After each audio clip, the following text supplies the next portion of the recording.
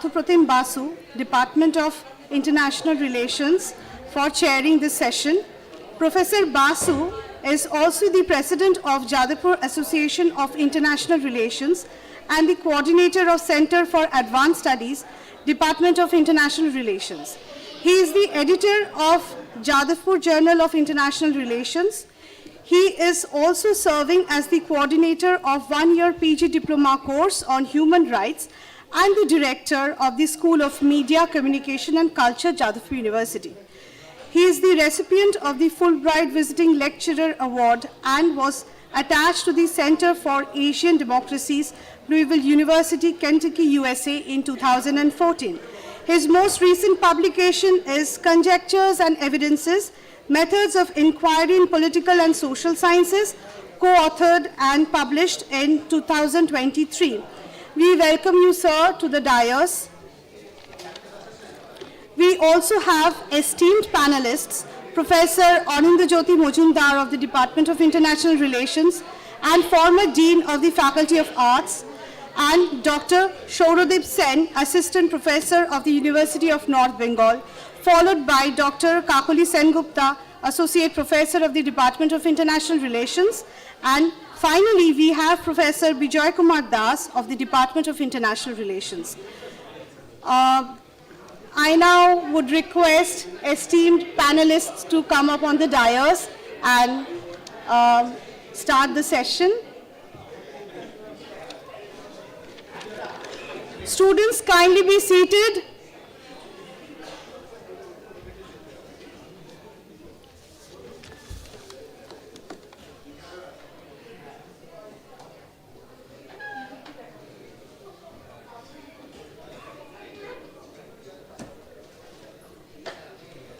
May I now request Adrija Maiti to kindly felicitate Professor Basu.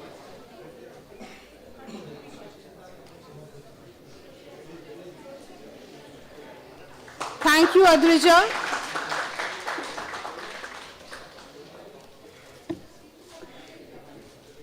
Thank you so much, sir. Over to you.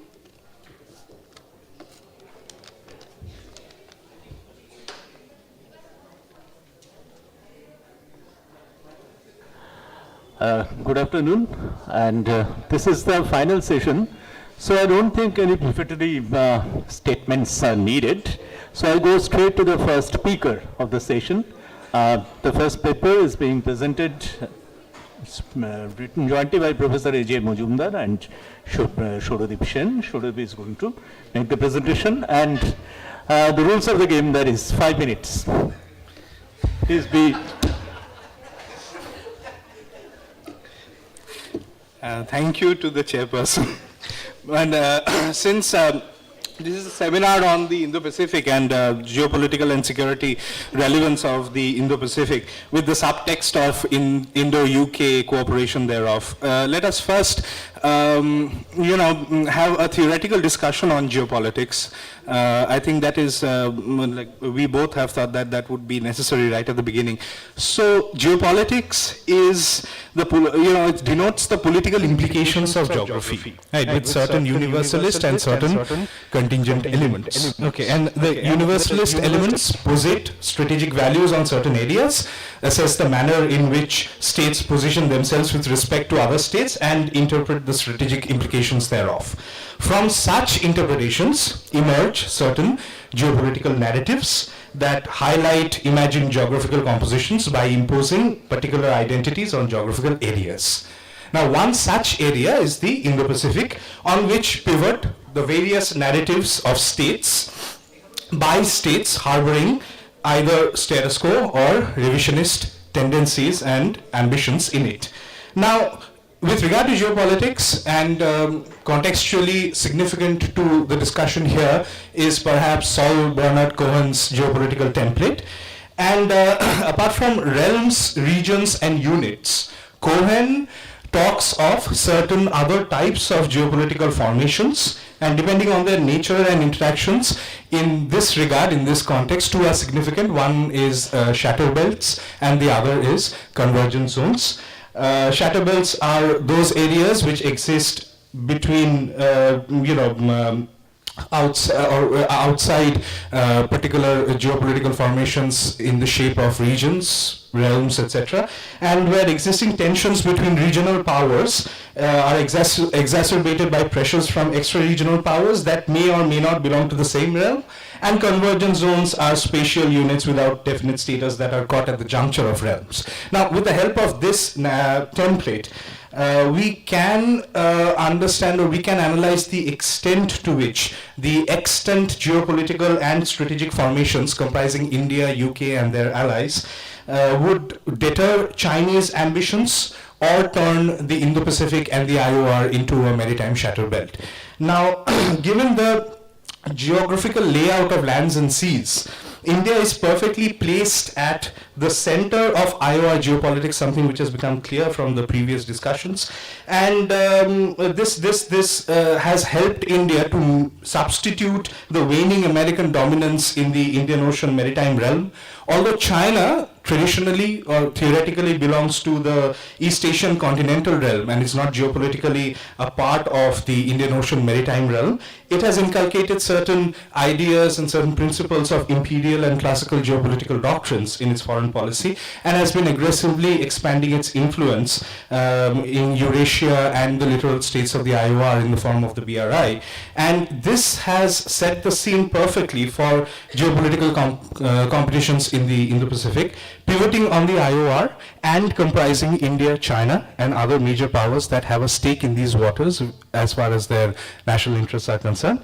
Now, as far as the Defense White Paper of 2015, Chinese Defense White Paper of 2015 is concerned, it has entailed a maritime strategy for China, which requires a more assertive posture in its near seas, with the possibility of greater naval presence in the distant oceanic spaces, most significantly in the IOR. And two dominant narratives have emerged in this regard. First, the string of pearls, which is sort of outdated and has been taken over by the One Belt, One Road initiative. And coupled with this, the vision of Xi Jinping's China dream and its practice of the assertive wolf warrior diplomacy has often hurt Chinese interests in the IOR rather than buttressing them.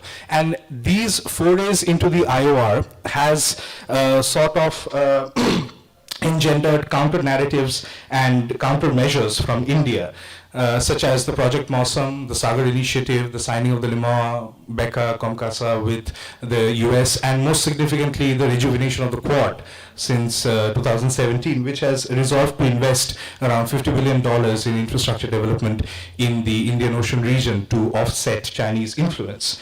Now, for all extra-regional powers having a stake in the IOR and Indo-Pacific, India is the major regional power, with whom they want to partner with, and the United Kingdom is no different in this regard. Right? Although the influence of the UK in the Indian Ocean region has been declining since 1967, since 2013, we have seen that almost 50% of deployed assets of the Royal Navy has been stationed in the Indo-Pacific and in the IOR. And UK's ambitions with regard to the IOR and the Pacific have been on the rise, along with its security engagements to meet the Chinese threat, not only to the region, but also to the existing liberal international order. Now, most of my previous speakers have quoted the 2021 review, and it has said that the forays of the UK into the Indo-Pacific is because of reasons of economy, security in the maritime geopolitical domain, and values of promoting open societies and upholding international rules and norms. However, the point of convergence with India's geopolitical interests in the region happens to be the definition of China in the UK's review. It sees China as the biggest state-based threat to the UK's economy, and also as a systemic challenger to British security, prosperity, and values. The UK is also much similar to what India is trying to do at present, willing to make overtures for engagements with China at multiple levels, following a simple formula: compete where necessary, cooperate where possible, and counteract when essential. For operationalizing this strategy, the UK would doubtless need India's support. However, the 2021 review has sort of recognized India as an international actor of growing importance as the largest democracy, but Indo-UK bilateral defense cooperation has been waning, and we have seen that there is a huge disparity emerging between rhetoric and reality in this regard. And bilateral defense cooperation has only taken place either through the sale of military hardware or by the combined naval exercise, the Konkan exercises. And the key hindrance with regard to India in this regard is its red tapeism and its perilously slow procurement and acquisition process. On the other hand, the UK has also been slow to adapt to the Indian government's increasingly preferred method of acquisition, that is through government-to-government agreements. But the focus here and what we have found out, the key arguments, and I'll conclude with that, is is that the relationship between India and UK in this regard, especially centering the Indo-Pacific, will no longer be limited to that of being one of a buyer and a seller. There are certain outstanding global issues which have precluded cooperation in the past, such as Syria, Afghanistan, Russia, and most importantly, Pakistan. And there is also no mention in the 2021 review regarding the possibility of a Quad+1 engagement involving the UK, given its obvious, bias towards the AUKUS. And the problem in this regard, apart from strategic and geopolitical calculations, is the lack of any foundational agreements. And this would entail more MOUs on joint training and military exercises. And although there are a lot of scope with regard to rejuvenating these ties and to envision a unique security role for India and UK with regard to the IOR or the Indo-Pacific, materialization would depend on how far the UK is willing to engage with India and recognize it as perhaps the most important power in the liberal tradition in this particular geopolitical region, and to engage with it through defense ties and agreements and so on, with concomitant Indian reciprocity. However, the answer can be found in this regard in a simple geopolitical narrative, and that is co-engagement. The ends, means, and ends, ways, and means of strategy that these two states are trying to follow is basically to co-engage China. That is a portmanteau of simultaneous strategies of containment and engagement. And if through an admixture of Quad and AUKUS platforms, India and UK cannot co-engage China simultaneously, with the balance tilting towards containment rather than engagement, because China is an irredentist power now, it will be very difficult for them to meet their security ends in the IOR. But if the AUKUS is to entrench the nuclearization of the IOR with the presence of, the existing presence of Chinese and Indian nuclear submarines in the region, then India would do well to sort of steer clear of the ensuing security paradox that may take place in the region. I believe that I'll be able to clarify a few points in the question and answers. Thank you very much.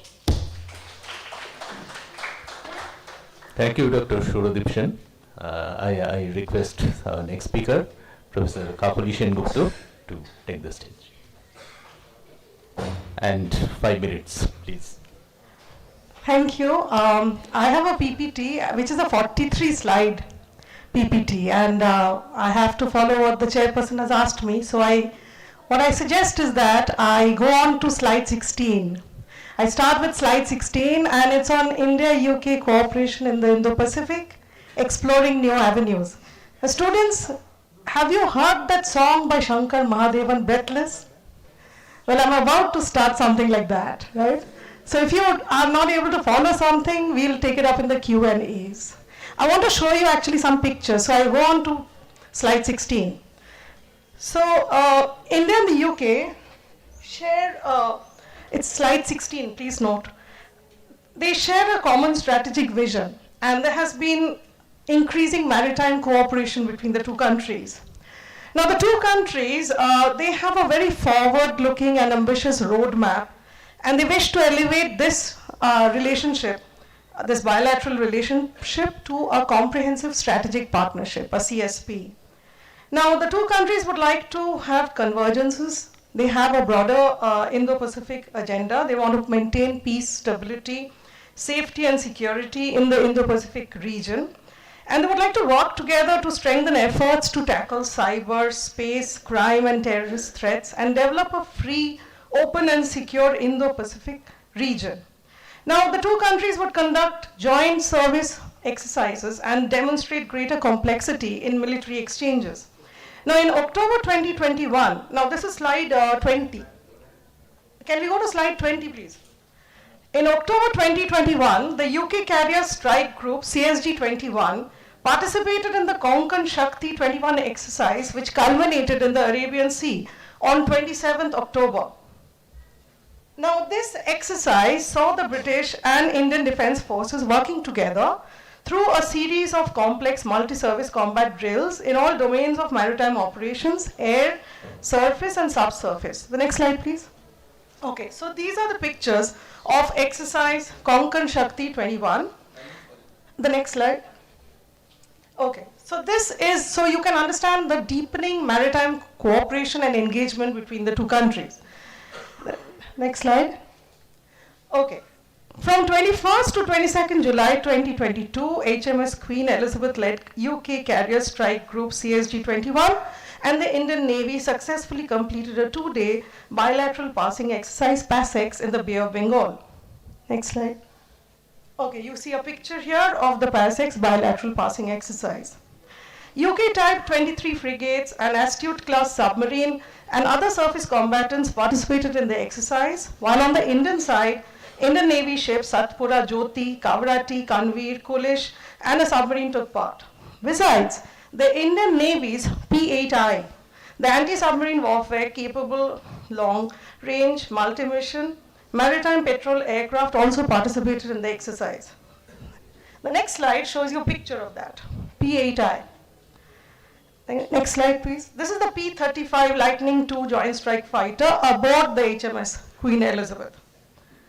So, in spite of the challenge posed by the Ukraine crisis, it is seen that the India-UK relationship is on an upward trajectory. Both in terms of market share and defense, India is a key strategic partner for the UK in the Indo-Pacific.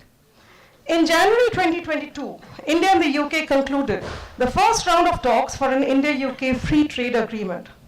The United Kingdom is extremely keen for an FTA with India.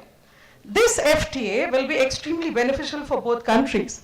Now, the UK has sought to expand its markets beyond Europe since Brexit. And for Britain, a successful conclusion of an FTA with India would provide a boost to its global Britain ambitions. As for India, well, it seeks easy market access for Indian fisheries, pharma, and agricultural products, besides duty concession for labor-intensive exports. Next slide. Now, Defence Advisor to the British High Commission in India, Brigadier Gavin Thompson, had stated that there is huge scope for knowledge sharing between the navies of India and the UK. On 28th April 2022, the BHEL and UK-based GE Power Conversion inked an MOU for providing a boost to the indigenous capability in the field of advanced technology for integrated full electric propulsion system for the Indian Navy. On 6 January 2023, the Royal Navy's offshore patrol vessel, HMS Tamar, sailed to the Andaman and Nicobar Islands as part of its permanent deployment in the Indo-Pacific. Next slide. See a picture of the HMS Tamar. Next slide, please. And this is another picture of the HMS Tamar alongside the Andaman Islands. So the future of India-UK collaboration in the Indo-Pacific certainly looks promising. India's policy is to grow with other countries collectively and not independently. Where cultivating Europe is concerned, it is evident that India considers the UK as a vital country to engage with and to collaborate. The United Kingdom, in its attempt to re-emerge as a global power following its withdrawal from the European Union, wants to shift its foreign policy focus towards the Indo-Pacific region, and thus India is a vital cog. The Indo-Pacific is a vital cog. India and the Indo-Pacific is very, very vital in this goal of the United Kingdom. Apart from this, always, as you know, students will know that there is always the China factor lurking around. And so both with regard to India and the UK, a key factor for the deepening collaboration in the Indo-Pacific is the China factor. So managing the rise of a tactfully belligerent China is absolutely critical for countries like India and the UK. And what is UK's strategic approach? Because of time constraints, I'm just going to, focus on just some points which we can take up in the Q&A if you wish later. And that is, there are it's a four-pronged strategy: understand, influence, prevent, and protect. I can go into details later if you wish.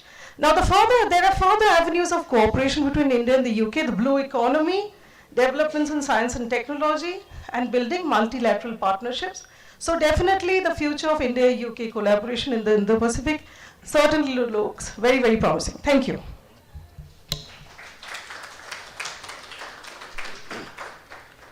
Thank you, Professor Sengupta. And now I come to the third and final speaker of this panel, Professor Bijaya Kumar Dash, please.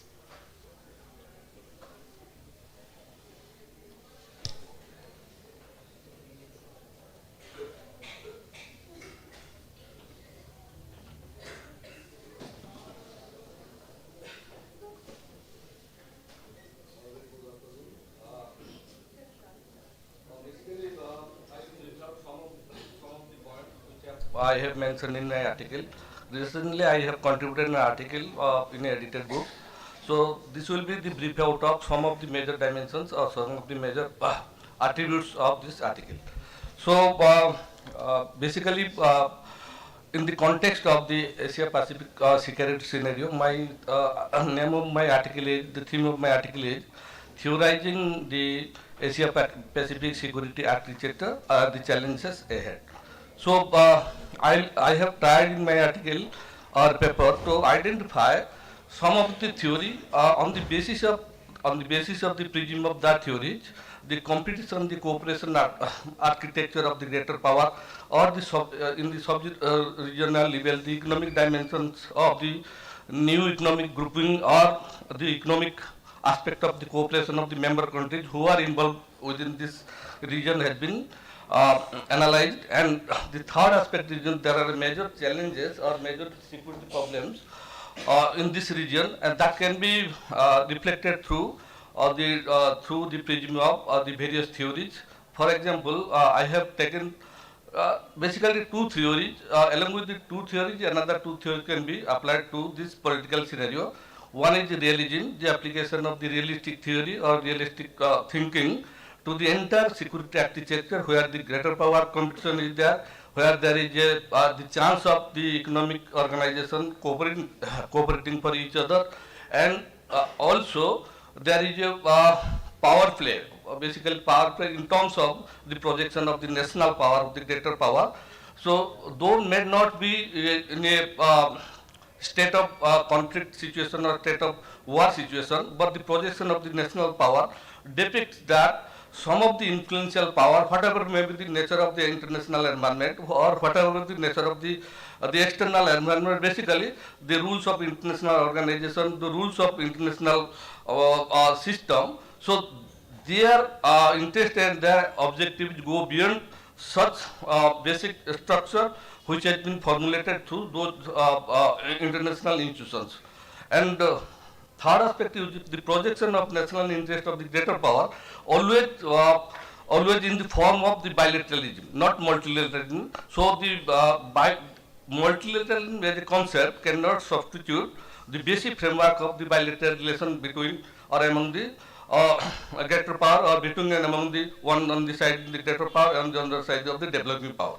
So bilateral relation among those power will ultimately determine what will be the future forecast of regional grouping in cost international issues or in some region. So the nation state cannot forget such bilateral framework of their relation in promulgating a very cross issues or having national significance or national interest. Then I have also mentioned the theory of liberal institutionalism, which is mostly a favorable theory in this context, in the present context of the scenario of the Asia-Pacific region.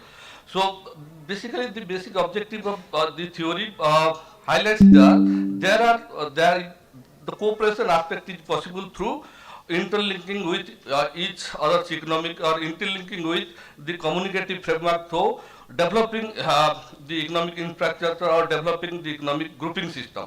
And that economic grouping system or political grouping system can a better element to resolve the conflict among the nation state, particularly with the economic dimensions of their relationship in case of maybe it's bilateral level or more, or maybe it is multilateral level. So liberal institutionalism has believed in the believe in the notion of the conflict resolution aspect of through dialogue and discussion, through making peace building approach or through making treaty on particular aspect of. So keeping in mind those parameters of the liberal institutionalism, the application of the theory in the context of the Asia-Pacific region will be some extent be feasible, because all are in a mood to engage with each other or engage with to develop their economy or to engage with to straightforward their economic gain in the current scenario. Or another theory can be put in this regard is basically the concept of the alien system, which was prevalent during the early 19th century in Europe. So the basic objective of the theory is, the basic parameter on which the theory relies is basically, it is a framework basically, it should be a framework, and through those framework, the security aspect of the problem associated with the security dimension can be solved through a dialogue between or among the greater powers.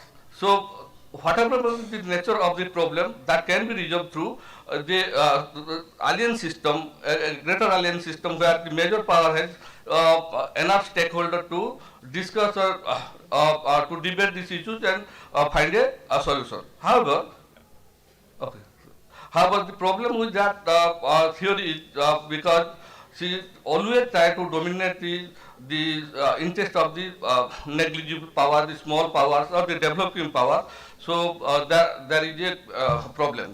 So basically regarding the challenges or the security aspect of problems, so there are specifically in terms of non-traditional security issues, which are non-traditional security that that basically confront with the development of political system of the Asia-Pacific region.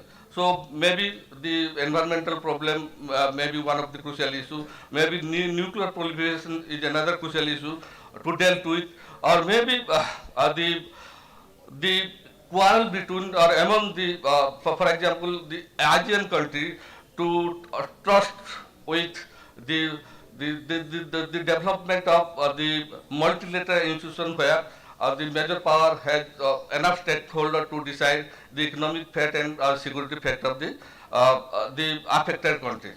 So basically, my paper highlighted this aspect which I contributed to a edited book. Thank you, Professor Dash. And I have been advised by the organizers to wind up the session, so I can't allow any question answer. So that's unfortunate. But so I also forgo my prerogative to make any comments. In that case, I congratulate all the panelists and I extend my good wishes to the upcoming publication. And now I call upon Ms. Sajita Menon of British Deputy High Commission to propose a vote of thanks.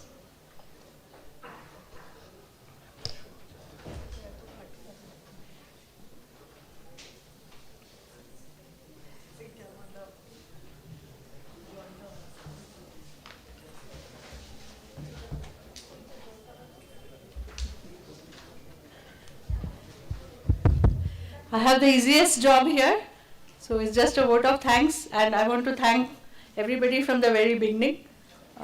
First of all, I want to thank Jadavpur University and Vice Chancellor Dr. Suranjan Das for facilitating this whole program which we are doing with the Department of International Relations here. Thank you Dr. Iman Kalyan Lahiri for being a friend and also being someone who gives me the least amount of stress when we do programs like this. And thank you to the entire faculty, both senior and junior members of the faculty of the International Relations Department. I know who have worked very hard to not just deliver today's program, but also the book which have been compiled from the articles written by different academics, esteemed academics whom you have seen in the previous panel and in this panel, who have given their time and their effort to write those articles, and the book we expect to publish it launch the book on 28th February when we will have the next lecture. And also thank you students of the International Relations Department. I know you've been part of this program in some way or the other, and many of you are also present here. Thank you for the interest and also the effort that you have taken to make this a success. I really look forward to the launch of the book and the next lecture, which will be hopefully by a professor from Hong Kong, Professor Thusu, who has just confirmed. I've got the mail from him. So it will again be a lecture delivered virtually from Hong Kong, and I really hope that we get to hear more about China during that lecture. I would like to thank Dr. Srirada Datto, who actually delivered the previous lecture today morning. Thank you all very much, and really look forward to taking forward this engagement that we have with not just the university, but particularly with the International Relations Department here. Thank you so much. I would now request Audrija Maiti to kindly come and felicitate ma'am.